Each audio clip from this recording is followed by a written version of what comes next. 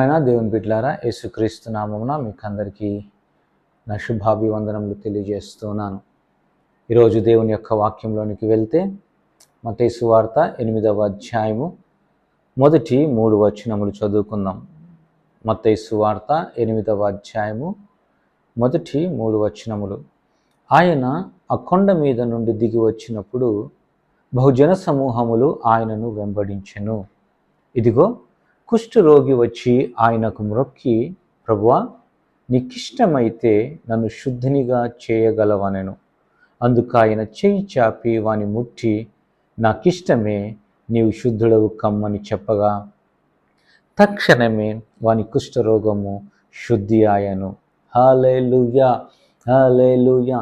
ఈ యొక్క లేఖన భాగను మనము అనేక సార్లు చదువుకొని వింటాం, అవునా?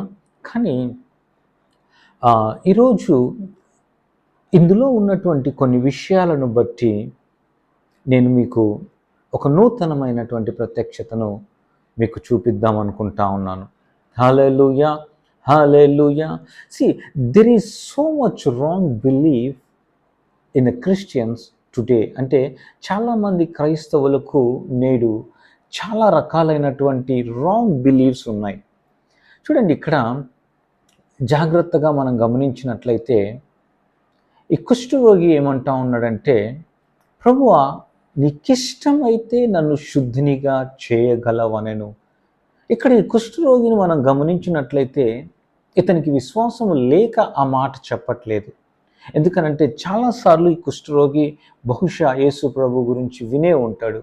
యేసు ప్రభు వారు రోగుల్ని స్వస్థపరచడం, యేసు ప్రభు వారు పాపుల్ని దగ్గరికి తీసుకోవడం, యేసు ప్రభు వారు చనిపోయిన వారిని లేపడం, ఇలాంటివన్నీ చాలాసార్లు ఈ కుష్ఠరోగి యేసు ప్రభు గురించి వినే ఉంటాడు. కానీ ఇతనికున్న ద రాంగ్ బిలీఫ్ ఏంటో తెలుసా? యేసు ప్రభువుకి తనను స్వస్థపరచటం, లేదంటే తనని శుద్ధునిగా చేయటం ఇష్టమా కాదా అనేది ఇతని యొక్క అనుమానం. ఈరోజు చాలామంది క్రైస్తవుల్లో కూడా ఇదే అనుమానం ఉంది. దేవుడు స్వస్థపరచగలడు, దేవుడు మనల్ని బాగు చేయగలడు, దేవుడు మనల్ని ఆశీర్వదించగలడు, దేవుడు మనల్ని ఉన్నత స్థితిలో ఉంచగలడు అన్న విషయం అందరికీ తెలుసు. కానీ దేవుడు నన్ను చేయగలడా, దేవుడు నన్ను స్వస్థపరచగలడా, దేవుడు నన్ను ఆశీర్వదించగలడా అన్న రాంగ్ బిలీఫ్ ప్రతి ఒక్క క్రైస్తవుడిలో ఉంది. It is not lack of faith. అది ల్యాక్ ఆఫ్ అంటే విశ్వాసము లేక కాదు, విశ్వాసం ఉంది, కానీ అది నా పైన పని చేస్తుందా, లేదంటే దేవుడికి నా పైన కటాక్షం ఉందా, దేవునికి నేనంటే ఇష్టమా, దేవుడు నన్ను ప్రేమిస్తున్నాడా అన్న సందేహము చాలామందిలో ఉంది.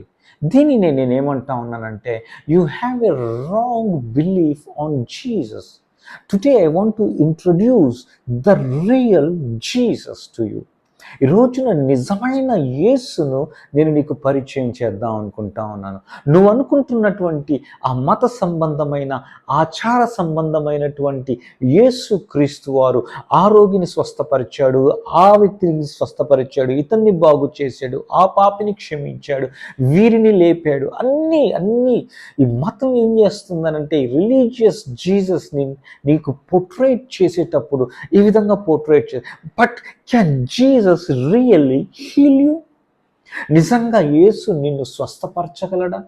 నిజంగా యేసు నిన్ను ఆశీర్వదించగలడా అంటే ఒక రకమైనటువంటి wrong belief. So that is what, అంటే అది ఏం చేస్తుంది అని అంటే దేవుని యొక్క కృపను, దేవుని యొక్క కటాక్షము నీ పైనికి రాకుండా ఆ యొక్క ఆలోచన అడ్డుకుంటా ఉంది. ఈ వ్యక్తికి విశ్వాసం లేక కాదు, ఈ వ్యక్తికి, ఈ యొక్క కుష్ఠరోగికి చాలా విశ్వాసం ఉంది. అందుకని యేసు ప్రభు దగ్గరికి వస్తే ఆయన నన్ను శుద్ధునిగా చేస్తాడు అన్న విశ్వాసం ఉంది. కానీ నన్ను చేస్తాడా? యేసు ప్రభు యొక్క సామర్థ్యముని తను ప్రశ్నించట్లేదు. He knows very well that Jesus is able to heal him, but whether it is to him, అంటే తనను చేయగలడా లేదా? దేవుడు ఆశీర్వదించగలడన్న నమ్మకం ఉంది, కానీ నన్ను ఆశీర్వదిస్తాడా లేదా? ఎంత విచారకరం అండి. ఈ రోజున దేవుడు నీతో మాట్లాడుతున్నాడు నా ద్వారా, నా కుమారుడా, నేను అలాంటి వాడిని కాదు. ఇఫ్ ఐ కెన్, నేను ఆ రోజుల్లో చేస్తే ఈరోజు కూడా నేను దాన్ని చేయగలను. నేను వారికి మాత్రమే కాదు దేవుడను, నేను నీకు కూడా దేవుడను. నేను వారి కోసం మాత్రమే కాదు నేను చనిపోయింది, నీ కోసం కూడా నేను చనిపోయాను. నీ కోసం కూడా నేను రక్తంను కార్చాను. నీ కోసం కూడా నేను భూమి మీదకి వచ్చి సమస్తమును నేను జరిగించి నీకు కూడా నేను ఆశీర్వాదములను ఇస్తూ ఉన్నాను. దేవుడు నీతో చెప్తా ఉన్నాడు. It is not for one people, అంటే ఒక వ్యక్తికి కాదు, అది నీకు కూడా. సో అందుకని ఈ రోజున నీ మైండ్లో ఉన్నటువంటి ఆ ఆలోచనను విరక్కొట్టేసేయి. ఐ నో నాకు తెలుసు నువ్వు దేవుని సామర్థ్యమును నువ్వు శంకించట్లేదు, దేవుని సామర్థ్యము పైన నీకు అనుమానం లేదు. కానీ నీకున్న అనుమానం అంతా ఏంటో తెలుసా? నీకు చేయగలడా? ఎందుకంటే గతంలో నువ్వు చేసిన పాపాలు అయి ఉండొచ్చు, గతంలో నువ్వు ప్రవర్తించిన ప్రవర్తన అయి ఉండొచ్చు, గతంలో నువ్వు మాట్లాడిన మాటలు అయి ఉండొచ్చు. వీటన్నింటినీ నువ్వు ఆధారం చేసుకొని నీకు ఒక మైండ్ సెట్ ఏర్పడింది. ఏంటో తెలుసా? దేవుడు నన్ను రక్షించలేడేమో, దేవుడు నన్ను స్వస్థపరచలేడేమో, దేవుడు నాకు అది చేయలేడేమో, దేవుడు నాకు ఇది చేయలేడేమో, నేను ఇది చేయలేనేమో, అది చేయలేనేమో. ఎందుకనంటే నేను ఆ పాపం చేశాను, నేను ఈ తప్పు చేశాను. ప్రియ సహోదరుడా, సహోదరి, ప్లీజ్ చేంజ్ దట్. ఆ యొక్క ఆలోచన విధానాన్ని మార్చుకో. అందుకే ప్రభు ఏమంటా ఉన్నాడో తెలుసా? నాకు ఇష్టమే. ఎవరు చెప్పారు నీకు నాకు ఇష్టం లేదని? నీకు ఇష్టమైతే నన్ను స్వస్థపరచు అని అంటా ఉన్నావు కదా. ఎవరు చెప్పారు నాకు ఇష్టం ఉంటుందో ఉండదో అని? నాకు ఇష్టమే నువ్వు స్వస్థపరచబడటం, నాకు ఇష్టమే నువ్వు బాగుపడటం, నాకు ఇష్టమే నీ జీవితంలో నువ్వు పైకి రావటం, నాకు ఇష్టమే నువ్వు ఆశీర్వాదకరంగా జీవించటం, నాకు ఇష్టమే నా కుమారుడా, నాకు ఇష్టమే.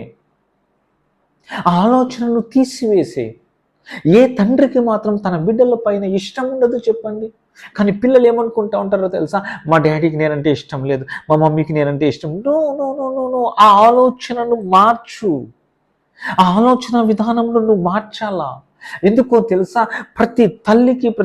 ఎందుకంటే ప్రతి తల్లి 9 నెలలు ఆ బిడ్డను కడుపున మోసింది తల్లి. ఇష్టం లేకుండా పోతుందా? ఇష్టం లేకపోతే తను ఆ బిడ్డను 9 నెలలు మోస్తుందా తల్లి? ఇష్టం లేకపోతే ఆ తండ్రి ఇంతకాలం తన కుమారుడు తన కుమార్తె అడిగింది ఇస్తాడా? తన దగ్గర ఉన్నా లేకపోయినా తను తిని కొన్నిసార్లు బయటికి వెళ్ళినప్పుడు ఏవో తినాలనిపిస్తుంది, కానీ పిల్లలు జ్ఞాపకం వస్తారు. వచ్చి అరే నేను తింటే నేను ఒక్కనే తింటాను కదా, అదే ఇంటికి తీసుకుని వెళ్తే నా పిల్లలకు నేను పెట్టుకుంటాను కదా. ఒక్కొక్కసారి 4 సమోసాలు తీసుకొని వచ్చామనుకోండి ఉదాహరణకి, బయటికి వెళ్ళినప్పుడు 4 సమోసాలు, ఎందుకంటే మేము నలుగురు ఉంటాం కాబట్టి 4 సమోసాలు తీసుకొని వస్తే, ఆ రోజు నా సమోసా బాగా టేస్టీగా ఉండి మా అబ్బాయి ఒక సమోసా ఎక్కువ తిన్నాడు అనుకోండి, అప్పుడు ఏం చేస్తాం? నువ్వు తినడానికి వీలు లేదు, నేను తెచ్చింది ఒకటే అని అంటానా? నో. సరే తిను అని చెప్పి ఇచ్చేసి, ఆ మదర్ అండ్ ఫాదర్ వాళ్ళిద్దరు ఒక సమోసాను 2 చేసుకొని తింటారు. లేదంటే నాకు ఇష్టం లేదబ్బా, నాకు ఈరోజు కడుపు నిండిపోయింది, నేను తినలేను అని అంటాడు. ఎందుకని? కొడుకుకి ఇష్టం తింటున్నాడు కాబట్టి. నిజంగా ఇష్టం లేకపోతే ఏం చేస్తారు? నీకు తెచ్చింది ఒకటే, నువ్వు ఇంకోటి తినడానికి వీల్లేదని చెప్పి మనకి ఇవ్వకుండా పెడతారు. అవునా? కానీ ఇష్టమే. ఏ తండ్రికి మాత్రం ఇష్టం ఉండదండి తన పిల్లలకు ఇవ్వాలని. ఏ తల్లికి మాత్రం ఇష్టం ఉండదు తన బిడ్డలు బాగుండాలి. అరే ఒక తల్లి తండ్రి నిన్ను 9 నెలలు మోసి కనిన తల్లిదండ్రులకి నీ మీద అంత ఉంటే, మరి సృష్టి అంతటిని సృష్టించిన సృష్టికర్తకి, నీకోసం తన ప్రాణమునే పెట్టినటువంటి ఆయనకు వంటి ఇష్టం ఉండదా? నీకెందుకన్నా అనుమానం వస్తూ ఉంది? దేనికి నువ్వు అనుమానపడతా ఉన్నావు? నాకు తెలుసు ఆయన సామర్థ్యాన్ని నువ్వు శంకించట్లేదని, కానీ నీవు అర్హుడవా కాదా అని అన్న అనుమానం నీకుంది కదా. ఈ రోజున ఆ అనుమానంను తీసే. ఎందుకంటే God loves you so much. He loves you so much. ఇంకెప్పుడన్నా నాకెవరు లేరు, నన్ను ఎవరు ఇష్టపడరు, నేనంటే ఎవరికి నచ్చను. No no no no. నువ్వు ఎట్లాగా ఉన్నా సరే, నువ్వు ఉన్న పాటు నువ్వు ఎట్లా ఉంటే అట్లాగా దేవుడు నేను ఇష్టపడతా ఉన్నాడు. యేసు ప్రభు దగ్గరికి వచ్చిన వారందరూ పాపులేనండి. యేసు ప్రభు దగ్గరికి వచ్చిన వాళ్ళందరూ రోగులు, లేకుంటే ఏదో ఒక ఇరుకు, ఏదో ఒక ఇబ్బందుల్లో ఉన్నటువంటి వారు యేసు ప్రభు దగ్గరికి వచ్చారు. కానీ వాళ్ళందరూ వచ్చినప్పుడు ఆయన చేస్తాడు, నన్ను స్వస్థపరుస్తాడు అన్న నమ్మకం, విశ్వాసంతో వచ్చారే కానీ భయపడిపోయి ఆయన దగ్గరికి రాకుండా ఎక్కడో దూరంగా నిలబడిపోలేదు. ఈ రోజున యేసు నిన్ను పిలుస్తూ ఉన్నాడు, నిన్ను బాగు చేద్దాం అనుకుంటా ఉన్నాడు, నీ జీవితమును మారుద్దాం అనుకుంటున్నాడు. వస్తావా యేసయ్య దగ్గరికి? ఇస్తావా నీ జీవితాన్ని? విలువైన నీ జీవితాన్ని యేసయ్యకి ఇస్తావా? ఆయన నిన్ను మార్చాలనుకుంటా ఉన్నాడు.